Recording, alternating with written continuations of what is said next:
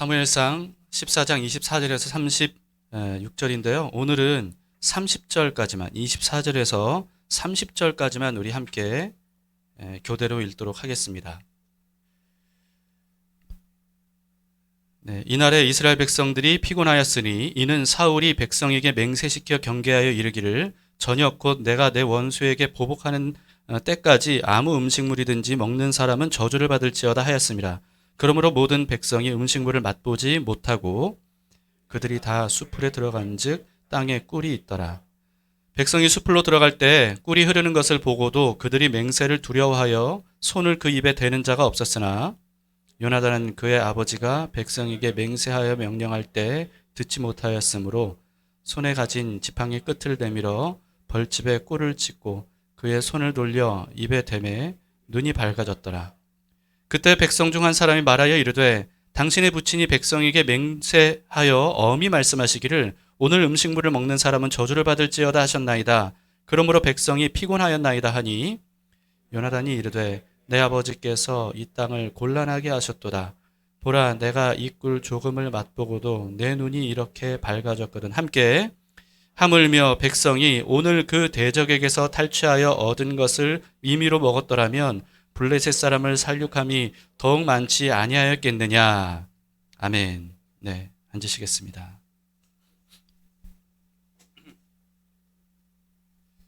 네, 오늘 본문을 읽기는 했지만요. 오늘은 13장, 14장을 전반적으로 다룰 수밖에 없는 그런 내용입니다. 말씀이 말씀의 내용이 여러분에게 남기를 바라요. 그래서 그 말씀을 계속 여러분들이 묵상함으로써 여러분의 삶에 능력이 되기를 바랍니다. 주전 1480년에 있었던 믹막스 전투 이야기인데요. 전쟁 영화를 보듯이 여러분들이 상상하면서 들어보시면 좋을 것 같습니다. 이때는요, 이스라엘이 블레셋 지배 아래에 있었을 때입니다. 물론 이전에 사무엘이 미스바의 백성들을 모아놨을 때 블레셋 군대를 한번 완전히 이긴 적이 있었죠. 그러나 그럼에도 불구하고 여전히 이스라엘은 블레셋의 지배력 아래에서 벗어나지는 못한 상태였습니다. 그런 중에 나이 40세에 사울이 이스라엘의 이제 초대 왕이 된 겁니다. 초대 왕이 된 지 2년째가 됐을 때예요. 그때 사울은요, 처음으로 이스라엘의 상비군 3,000명을 이제 선발해서 군대를 조직을 합니다. 3,000명 중에서 1,000명은 아들 요나단에게 맡겼다고 합니다. 이때 이 사울 왕의 나이가 42세이기 때문에 그 아들 요나단은요, 계산해 보면 아무리 나이가 많다고 해도 10대 청소년이나 아니면 소년이었을 겁니다. 그런데 이렇게 어린 요나단이 1,000명의 군대를 이끌었고요. 그 이후에 이 어린 요나단은 놀라운 행보를 보여주게 됩니다. 요나단은요, 1,000명의 군대를 이끌고 블레셋의 수비대를 공격했습니다. 그랬더니 블레셋이 분노하죠. 가만히 내버려둘 수 없잖아요. 그래서 엄청난 군대를 이끌고 이스라엘을 쳐들어와요. 병거가 3만이었다고 하고요. 어마어마하죠. 병거 수만 해도 셀 수 없이 많은 겁니다. 마병이 6천이고요. 말탄 병사들, 그리고 군사들은, 보병은 해변의 모래처럼 많았다. 이렇게 기록을 하고 있습니다. 이런 엄청난 대군을 이끌고 블레셋이 이스라엘을 쳐들어오니까 사울이 왕으로서 어떻게 해야 되겠습니까? 군대를 다 모으는 거죠. 그래서 나팔을 불어서 전국에 있는 모든 이스라엘 백성들, 남자들을 다 이 전쟁터로 모이게 합니다. 그런데 이 블레셋의 군대가 워낙에 막강하니까요, 이렇게 모인 이스라엘 군대는 완전히 전의를 상실하게 돼요. 어느 정도였냐면 13장에 이렇게 기록되어 있는데요. 6절, 7절입니다. 이스라엘 사람들이 위급함을 보고 절박하여 굴과 수풀과 바위 틈과 은밀한 곳과 웅덩이에 숨으며 어떤 히브리 사람들은 요단을 건너 갓과 길라 땅으로 가되 사울은 아직 길갈에 있고 그를 따른 모든 백성은 떨더라. 이렇게 모이기는 모였지만요, 두려워 벌벌 떨면서 도망가기 바빴다. 숨기 바빴다. 라고 하는 거죠. 왜냐하면 사실 이스라엘 군대는 우리가 생각하는 군대하고는 너무나도 달라요.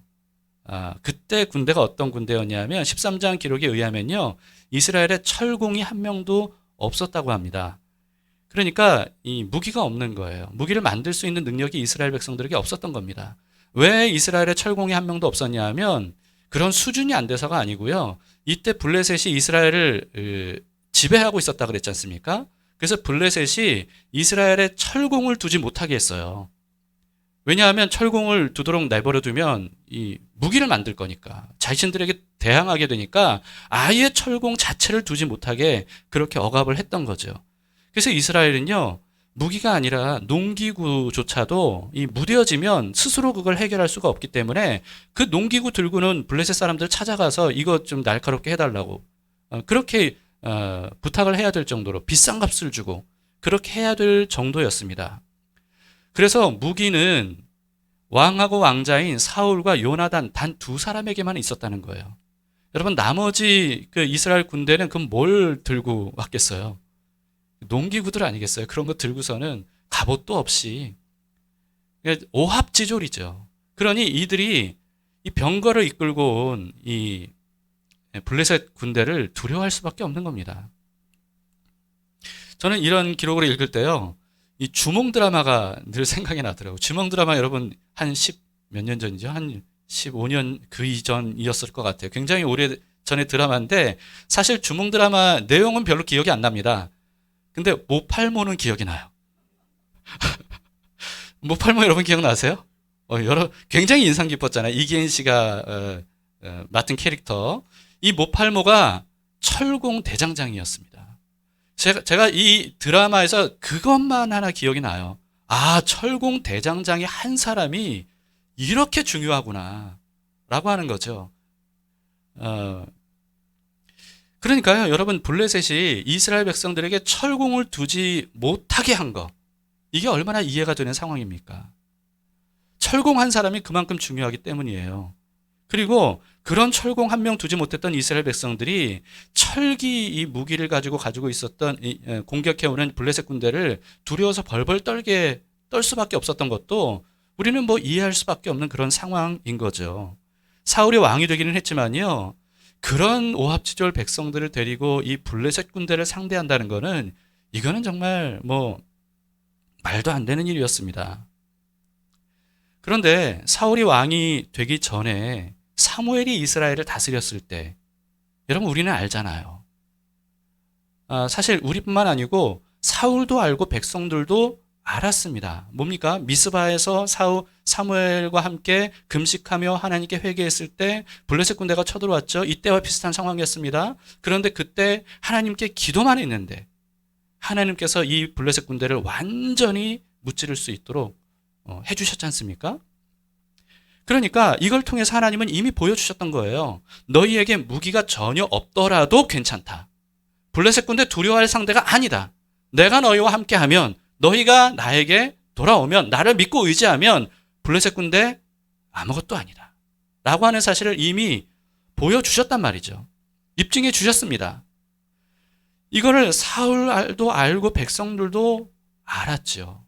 그럼에도 불구하고 이스라엘 백성들은요, 그때와 비슷한 상황인데도 두려워서 벌벌 떨었던 겁니다. 하나님을 믿지 못했어요. 하나님을 의지하지 못했어요.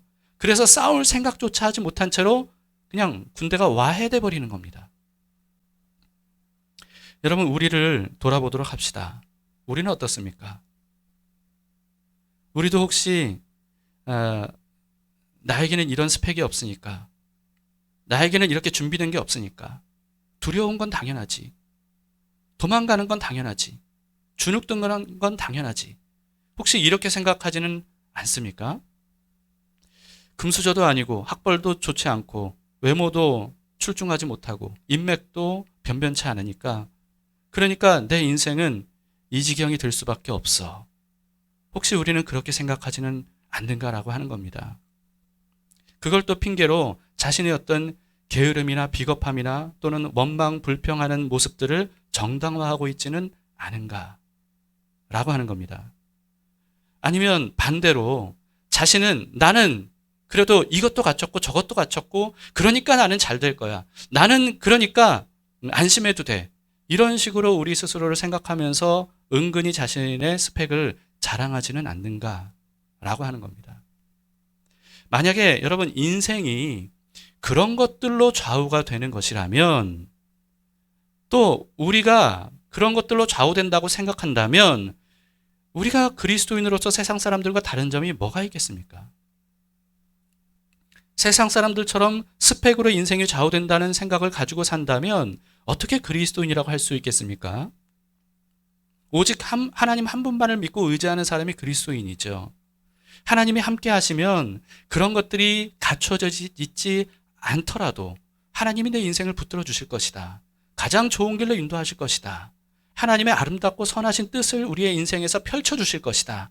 라고 하는 것을 믿는 사람, 그게 그리스도는 아니겠습니까? 반면에 하나님이 함께 하시지 않으면 그런 것들이 다 갖춰졌다 하더라도 영원히 망할 수밖에 없다는 사실을 아는 사람, 이런 사람이 바로 그리스도인이죠. 여러분, 그리스도인에게 문제가 될 게 있다면 이런 스펙이 갖춰져 있지 못한 게 문제가 아니고요. 하나님과 함께 하지 않는 게 문제인 겁니다. 우리가 두려워야 될 것은 이런 스펙이 갖춰져 있지 않은 상태에서 세상을 상대하는 게 아니고요. 우리가 정말 두려워야 되는 것은 하나님 없이 세상을 상대하는 겁니다. 하나님이 우리와 함께 하시면 세상을 향해서 우리가 담대히 나아갈 수 있는 것이죠. 그래서 우리는 눈에 보이는 것으로 판단하는 사람이 되어서는 안 됩니다. 눈에 보이지 않는 하나님께서 우리와 함께 하시고 그 하나님께서 우리에게 말씀하시고 약속하셨기 때문에 그것을 믿고 의지함으로써 담대히 나아가는 사람, 하나님이 함께 하신다는 사실을 통해서 우리의 처해진 상황을 판단할 수 있는 사람, 이런 사람이 바로 믿음의 사람이고 그리스도인 다운 사람들입니다. 우리 모두가 그런 사람들이 될 수 있길 바랍니다. 하나님께서 이렇게 말씀하셨습니다. 신명기 28장 2절에서 7절을 보시면요. 네가 내 하나님 여호와의 말씀을 청종하면 이 모든 복이 내게 임하며 내게 이르기를, 그래서 여기서도 복을 받고 이래도 복을 받고 저래도 복을 받을 것이다 말씀하시고 7절을 보세요. 여호와께서 너를 대적하기 위해 일어난 적군들을 내 앞에서 패하게 하시리라. 그들이 한 길로 너를 치러 들어왔으나 내 앞에서 7길로 도망하리라. 여러분, 하나님께서 이렇게 말씀하셨단 말이죠. 이 말씀 붙드시기 바랍니다. 여러분, 우리가 하나님 믿고 의지하고 하나님 말씀대로 살면 그러면 우리의 인생은 하나님께서 책임져 주실 겁니다. 내 생각과 다르다 할지라도 내 생각보다 훨씬 뛰어나신 하나님의 생각으로 우리를 인도해 주실 겁니다.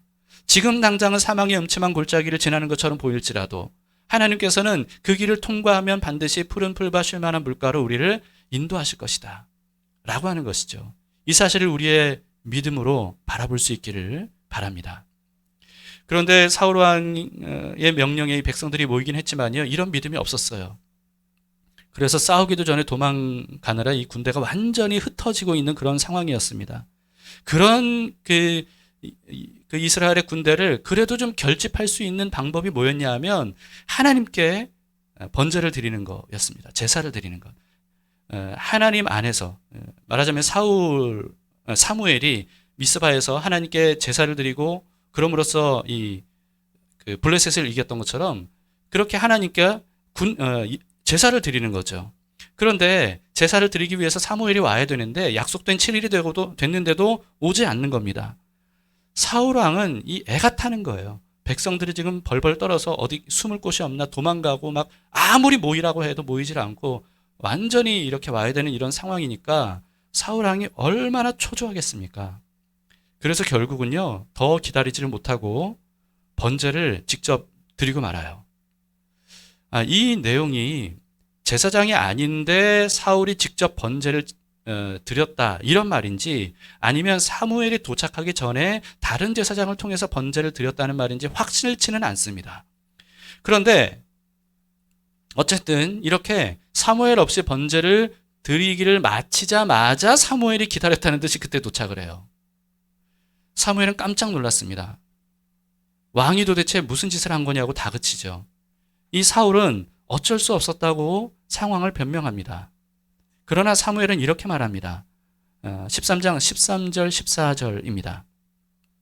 사무엘이 사울에게 이르되 왕이 망령되이 행하였도다. 왕이 왕의 하나님 여호와께서 왕에게 내리신 명령을 지키지 아니하였도다. 그리하였더라면 여호와께서 이스라엘 위에 왕의 나라를 영원히 세우셨을 것이거늘 지금은 왕의 나라가 길지 못할 것이라. 여호와께서 왕에게 명령하신 바를 왕이 지키지 아니하였으므로 여호와께서 그의 마음에 맞는 사람을 구하여 여호와께서 그를 그의 백성의 지도자로 삼으셨느니라. 이렇게 말씀을 전하죠. 근데 여러분, 사울이 그 정도로 잘못한 건가요? 어떻게 생각하십니까? 이 상황에서 사울이 이렇게 한 게 그렇게나 잘못된 겁니까? 만약에 사울이 이방 나라의 왕이었다면 이렇게 하는 게 별 문제 되지 않았을 거예요. 그런데 문제는 뭡니까? 사울은 이스라엘의 왕이었던 겁니다. 그리고 이스라엘은 하나님 나라였어요. 그렇기 때문에 이스라엘의 왕은요, 이방 왕처럼 해서는 안 되는 거였습니다. 사울 왕의 한 행동은 말하자면 어떤 거였냐면, 이전에 이스라엘이 무단으로 블레셋과의 전투에 언약궤를 전쟁터로 가지고 갔던 것과 다르지 않은 행동이었던 거예요. 그러니까 그때 언약궤를 마치 부적처럼 미신적으로 여겼지 않습니까? 그런 것처럼 이번에 사울이 한 일이 뭐냐 하면요, 하나님께 드리는 번제, 이 제사를 마치 부적처럼 미신적으로 취급을 했던 겁니다. 이스라엘의 왕이 이렇게 하나님께 드리는 제사조차도 미신적으로 취급을 했다면, 그렇다면 이스라엘 전체를 이끌어야 될 왕이 이런 마음으로 어떻게 이스라엘을 하나님께로 이끌어갈 수 있겠습니까? 어떻게 하나님의 뜻대로 이스라엘을 다스리겠습니까? 그래서 하나님은 왕위를 다른 사람에게 주기로 하십니다. 사무엘은요, 이 말을 남기고 그냥 가버렸어요. 이렇게 다급한 상황인데 그냥 가버렸습니다. 안 그래도 블레셋 군대가 무서워서 백성들이 막 도망가기 바쁜 상황인데, 그런데 이 사무엘이 이렇게 왕까지도 책망하고 가버리니까 여러분, 군대가 어떻게 되겠습니까? 더 많이 막 흩어지고 도망가 버리는 거죠. 남은 군대 수가, 백성 수가요, 불과 600명이었습니다. 그러니까 처음으로 조직된 3,000명의 이 정규군조차도 흩어져 버린 거예요. 이대로는 어떻게 되겠어요? 블레셋에게 완전히 몰살당할 수밖에 없는 상황이죠. 왜냐하면 하나님께도 이제는 기대할 수 없게 된 그런 상황이 됐으니까요. 이게 사울이 왕이 된 지 겨우 2년째 됐을 때 있었던 일입니다. 정말 엄청난 위기 상황이 아닐 수가 없죠. 그런데요, 그런 이스라엘을 구원하는 사람이 나타나요. 그게 누구겠습니까? 사울의 아들 요나단입니다. 당시 10대 청소년이었는데 이 요나단은요, 자기의 무기를 든 청년이 아니라 소년이라고 돼 있어요. 소년에게 이렇게 말해요. 14장 6절입니다. 요나단이 자기의 무기를 든 소년에게 이르되 우리가 이 할례 받지 않은 자들에게로 건너가자. 여호와께서 우리를 위하여 일하실까 하노라. 여호와의 구원은 사람이 많고 적음에 달리지 아니하였느니라. 이 두려움으로 가득 찬 분위기인 이 이스라엘 진영 안에서 오직 요나단만은 하나님을 바라봤습니다. 그리고는 하나님이 나와 함께 하시면 군대 숫자에 전쟁에 달리는 게 아니다. 하나님이 나와 함께 하시면 블레셋 군대를 이길 수 있다. 이것은 무기와도 관계없다는 거죠. 정말 놀라운 믿음입니다. 사울과 이 백성들과는 굉장히 대조적인 모습이죠. 그래서요, 이 요나단과 이 무기를 든 소년은요, 단 둘만 적진을 향해 가게 됩니다. 아버지 사울에게도 말하지 않고 어느 누구에게도 말하지 않았어요. 왜냐하면 말을 해도 어떻게 하겠어요? 말리겠죠. 왜? 아무도 요나단 같은 믿음을 가지고 있지 않으니까.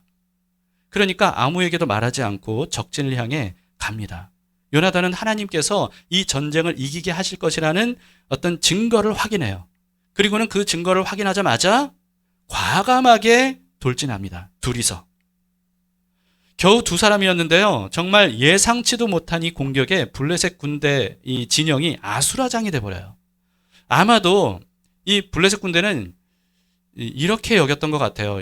갑자기 막 이렇게 사람 비명 소리가 들리고 칼날 소리가 들리고 막 이렇게 물건들이 막 튕기는 소리, 이런 소리가 들리니까 이스라엘이 갑자기 총 공격 급습을 했나 보다. 아마 이렇게 생각을 했던 것 같습니다. 여러분, 그날 하나님께서 이 요나단 한 사람의 믿음을 대로 이스라엘을 이기게 하십니다. 대승을 거두게 하십니다. 근데 여러분, 우리가 너무나도 잘 아는 비슷한 상황이 있어요. 이때와 너무나도 비슷한 상황. 그때도 블레셋이 이스라엘과 싸울 때였고요. 그때도 왕이 사울이었고요. 그리고 왕과 백성들이 두려워서 벌벌 떨 때였습니다. 그때 블레셋에게 한 번 더 이스라엘이 완전히 짓밟힐 수밖에 없는 상황이었어요. 그런데 그때 또 다른 구원자가 나타났습니다. 그게 누구죠? 다윗이었습니다.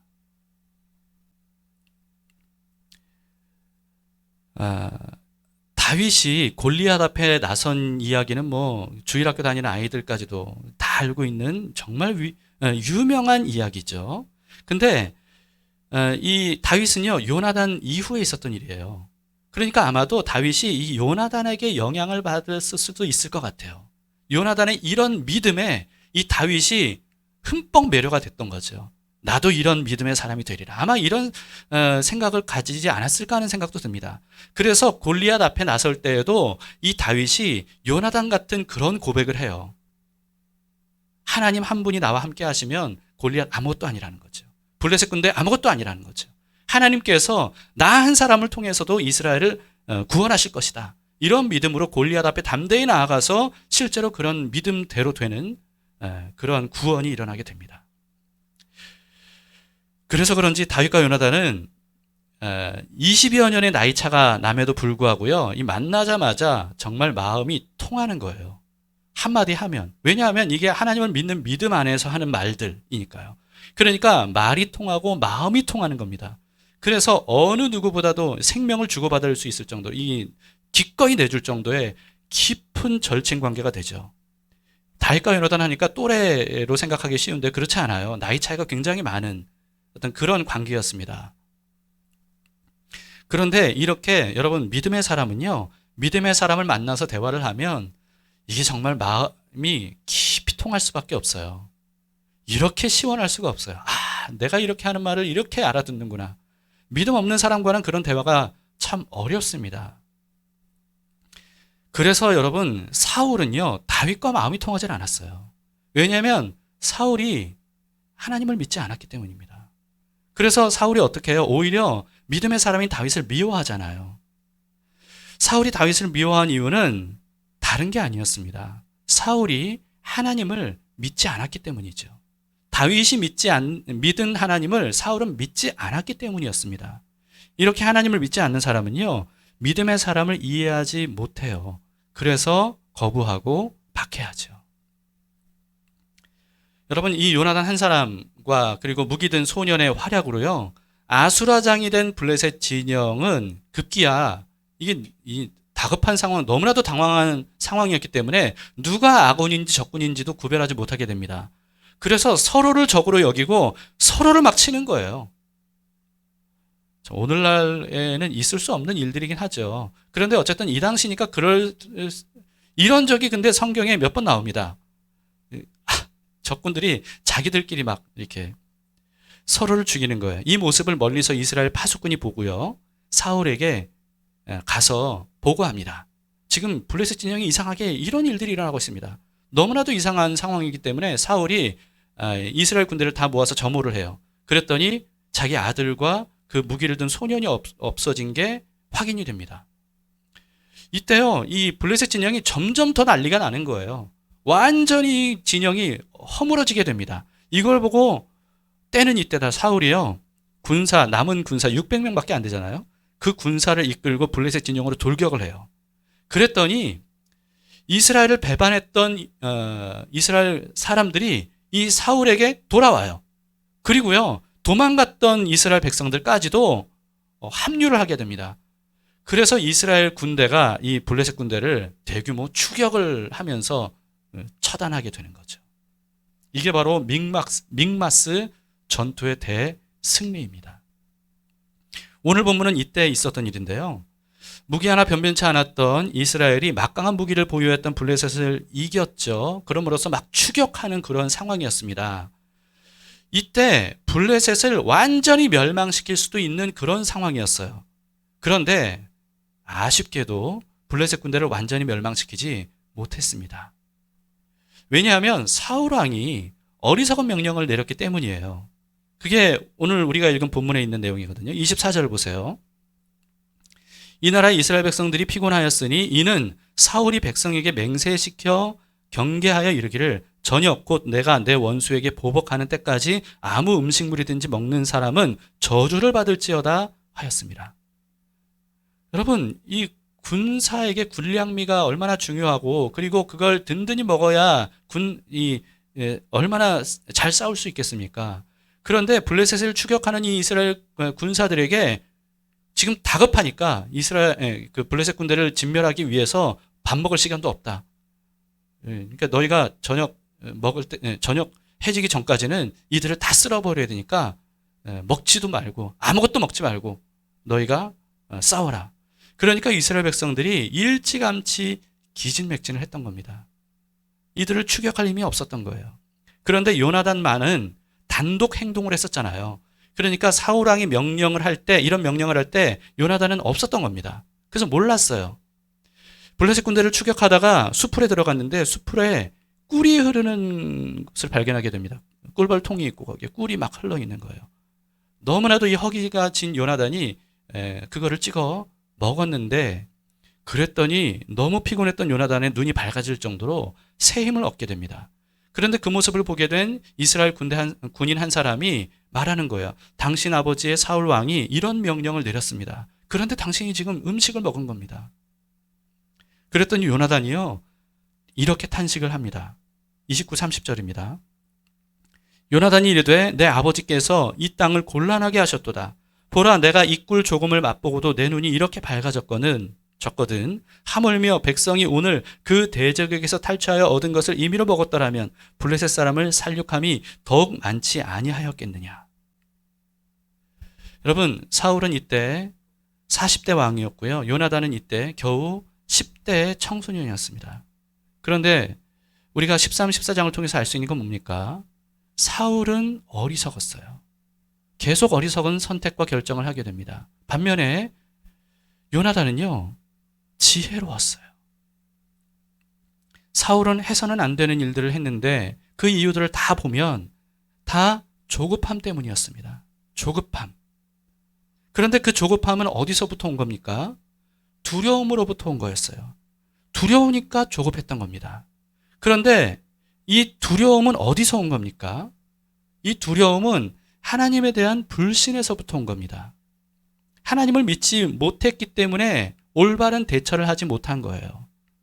하나님께서 함께 하신다는 사실을 인지하지 못하기 때문에 하나님이 우리를 이기게 하실 수 있다라고 하는 사실을 깨닫지 못했기 때문에 그렇기 때문에 두려움에 빠졌고 그 두려움이 무리수를 두게 하는 조급함으로 나타났던 거죠. 그래서 여러분, 사실 이스라엘 백성들이 두려워서 도망가느라 이 흩어졌던 것은 사울 왕의 영향 때문이었을 겁니다. 사울 왕이 이렇게 두려워서 막 어떨 줄 모르고 조급한 상태에서 제대로 분별하지 못하고 판단하지 못하니까 이런 모습을 본 백성들이 뭘 믿고 거기에 남아 있겠어요. 사무엘 때는 미스바에서 똑같은 일이 있었잖아요. 그런데 그때 이스라엘 백성들이 흩어지지 않았거든요. 도망가지 않았거든요. 왜냐하면 사무엘이 하나님을 굳게 믿고 있었기 때문입니다. 그런데 여러분, 요나단은 어떻게 했습니까? 오직 하나님 한 분만은 우리와 함께 하시면 블레셋 군대의 숫자와 관계없다. 무기에 관계없다. 하나님께서 우리를 이기게 하실 것이다. 이 사실을 굳게 믿었습니다. 그래서 요나단은요, 자신이 지금 뭘 해야 될지에 대해서 분명히 분별할 수 있었던 거예요. 편안한 마음으로 분별하고 대처할 수 있었습니다. 그래서 하나님이 나와 함께 하시면 적진을 향해 달려가도 되는 거구나. 이렇게 믿고 담대히 나아갈 수 있었던 것입니다. 그런 요나단의 믿음을 보시고 하나님께서 이스라엘을 이기게 해주셨죠. 그렇기 때문에 요나단에게는요, 이런 상황에서도 이 여유가 있었던 겁니다. 여유, 안정감. 왜? 하나님이 나와 함께 하시니까. 그래서 무리수를 둘 필요가 없었던 거죠. 여러분, 사울과 요나단을 보면서 이 말씀이 떠올랐습니다. 시편 119편 98절에서 100절입니다. 주의 계명들이 항상 나와 함께하므로 그것들이 나를 원수보다 지혜롭게 하나이다. 내가 주의 증거들을 늘 읊조림으로 나의 명철함이 나의 모든 스승보다 나으며 주의 법도들을 지킴으로 나의 명철함이 노인보다 나으니이다. 여러분, 10대 아들이 중년 많은 경험을 한 아버지보다 지혜로울 수 있을까요? 그렇다는 겁니다. 하나님의 말씀을 믿고 의지하고 말씀에 깨어있고 하나님을 경외하면, 그러면 스승보다 노인보다 더 지혜로울 수 있다는 거죠. 모든 지혜는 하나님을 경외하는 마음에서부터 나오기 때문입니다. 잠언 9장 10절입니다. 여호와를 경외하는 것이 지혜의 근본이요 거룩하신 자를 아는 것이 명철이니라. 왜 여러분 여호와를 경외하는 게 지혜의 근본이고 명철이겠습니까? 왜 그렇죠? 하나님을 경외한다. 하나님을 두려워한다. 하나님이 가장 두려운 분이다. 하나님 외에 다른 것들은 그러면 두려워하지 않게 되는 겁니다. 가장 강하시고 두려우신 분이 나와 함께 하시는데 무엇이 두렵겠냐는 거죠. 두렵지 않으면 여러분 조급하지 않아요. 불안하지 않아요. 두려워하지 않아요. 정서적인 안정감을 가지고 올바른 판단을 할 수 있게 됩니다. 올바른 선택을 할 수 있게 돼요. 그리고 이런 마음은요, 다른 사람들에게도 좋은 영향을 끼치게 됩니다. 그러나 하나님을 경외하는 마음이 없으면 다른 모든 것들이 두려워지게 되죠. 모든 것들이 불안해지게 됩니다. 그래서 조급함이 생길 수밖에 없어요. 그러니까 올바로 분별하지 못하고 제대로 된 판단을 하지 못하게 되는 거죠. 특히 여러분, 부모에게 어떤 마음이 있는지 이게 굉장히 중요합니다. 부모에게 어떤 마음이 있는가. 부모에게 하나님을 경외하는 마음이 없으면 우리 가정, 내 자식 누가 책임져야 돼요? 부모인 우리가 책임져야 돼요. 근데 우리에겐 그런 능력이 없어요. 여러분, 그러면 어때요? 두려울 수밖에 없습니다. 그러니까 조급할 수밖에 없어요. 이 아이가 잘 자라야 될 텐데, 이 아이가 이것도 준비해야 되고 이렇게 돼야 되고 이렇게 할 수 있어야 되는데, 우리는 그런 조급함으로 아이에게 나쁜 영향을 끼칠 때가 참 많이 있습니다. 부모로서 사실은 열심히 아이를 양육하고 가르치는 것인데 사실은 그것이 하나님을 경외하지 않는 불안감과 두려움에서 나오는 것이라면 그것이 자녀에게 고스란히 영향을 끼칠 수밖에 없는 겁니다. 반면에 부모가 정서적으로 안정된 상태가 되면 자녀에게도 어떻게 대하게 될지 편안하게 지혜롭게 대할 수 있게 되죠. 그럼으로써 자녀도 정서적으로 안정된 성장을 할 수 있을 겁니다. 그렇기 때문에 여러분, 우리가 자녀를 어떻게 잘 키울까라고 하면서 오매불망 자녀만 보면 안 돼요. 우리는 어떻게 해야 됩니까? 하나님을 바라봐야 됩니다. 하나님을 통해서 자녀를 보고 하나님을 통해서 우리 가족을 보고 하나님을 통해서 우리의 상황을 볼 수 있어야 돼요. 그래야 우리가 올바로 판단할 수 있고 그래야 우리가 좋은 영향을 끼치는 부모로서 또 사회 일원으로서 교회의 일원으로서 살 수가 있게 되는 겁니다. 하나님을 경외하는 마음 가지려면 하나님이 얼마나 크고 광대하시고 위대하신 분인지 이걸 알아야 되고요. 그러려면 우리는 말씀으로 하나님을 만날 수 있어야 됩니다. 말씀 안에 거하시는 하나님, 그 하나님을 우리는 발견할 수 있어야 돼요. 하나님이 이런 분이시구나. 오 하나님, 그 하나님을 제가 믿습니다. 제 삶의 주인이 되어주세요. 그러면 하나님께서 약속하신 성령을 부어주셔요. 그러면 그 안에 성령이 충만하게 되면 하나님이 여기에 계신다. 이런 마음으로 안정감을 얻게 됩니다. 그래서 이런 상태가 되는 거죠. 시편 4장 8편, 4편 8절 내가 평안히 눕고 자기도 하리니 나를 안전히 살게 하시는 이는 오직 여호와이시니이다. 그리고 시편 23편 1절 2절 너무나도 잘 아는 말씀 함께 읽습니다. 시작. 여호와는 나의 목자시니 내게 부족함이 없으리로다.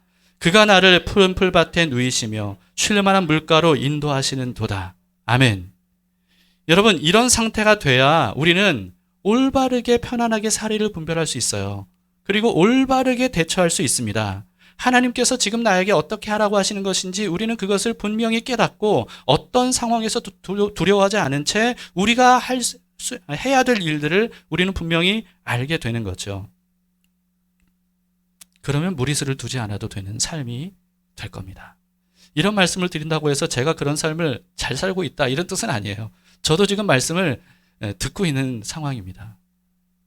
어제 결혼식장에 가면서 유기성 목사님 사모님이신 박리부가 사모님의 지난주 엊그제 금요 성령 집회에 말씀을 들었습니다. 굉장히 인상 깊은 설교였고 여러분들도 한번 꼭 들어보시면 좋겠다 이런 생각이 듭니다. 그때 박리부가 사모님께서 이런 말씀하셨어요. 암에 걸렸더니 너무나도 두렵더라는 거예요. 그래서 막 가위도 눌리고 막 악몽도 꾸고 이 두려움을 어떻게 떨쳐내기가 어려웠대요. 근데 하나님께 계속 기도한 거죠. 하나님 이 병 낫게 해주세요. 고쳐지게 해주세요. 살게 해주세요. 그런데 그래도 두려움이 가시질 않더라는 거예요. 그런데 기도를 바꿨대요.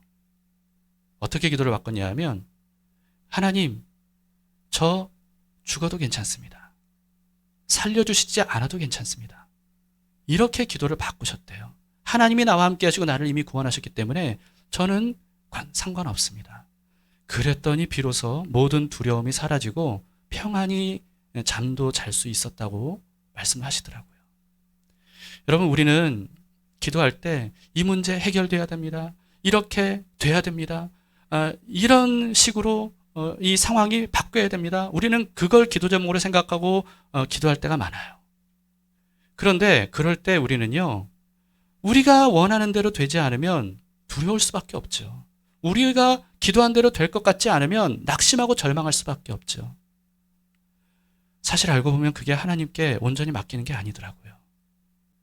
죽어도 좋습니다. 주님께서 나와 함께 하시면 죽는 것도 유익합니다. 이 바울의 고백처럼 그렇게 기도할 때 주님의 뜻이 온전히 우리에게 이루어지게 될 겁니다. 여러분 그게 바로 믿음의 사람 아니겠습니까? 요나단도 어떻게 이 블레셋 군대에게 단 둘이서 나아갈 수 있었겠습니까? 오직 하나님 한 분께 모든 걸 다 맡긴 거예요. 이스라엘 군대가 어차피 다 멸망당할 것 같은데 그런데 하나님은 우리와 함께 하시지 않는가라고 하는 거죠. 하나님이 나와 이 무기를 든 소년을 통해서 이스라엘을 구원하시지 않으신다면 또는 못하신다면 그러면 어차피 우리는 다 죽은 것이다. 죽으면 죽으리라 하는 마음으로 갔을 때 하나님께서 그 믿음을 통해서 놀라운 일들을 이루셨던 겁니다. 여러분 삶을 주님께 맡기실 뿐만 아니라 죽음도 주님께 맡기실 수 있기를 바랍니다. 그럴 때 우리에게는 두려움이 사라지게 될 거고요. 그리고 어떤 상황에서도 지혜롭게 하나님의 말씀과 뜻대로 선택하고 또 대처할 수 있으리라 믿습니다.